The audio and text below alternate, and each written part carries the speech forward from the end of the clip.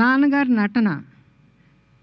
He was, he is and will always remain a legend till this earth exist. ఆయనకు ఆయనే సాటి అని నిరూపించుకున్న మహామనిషి.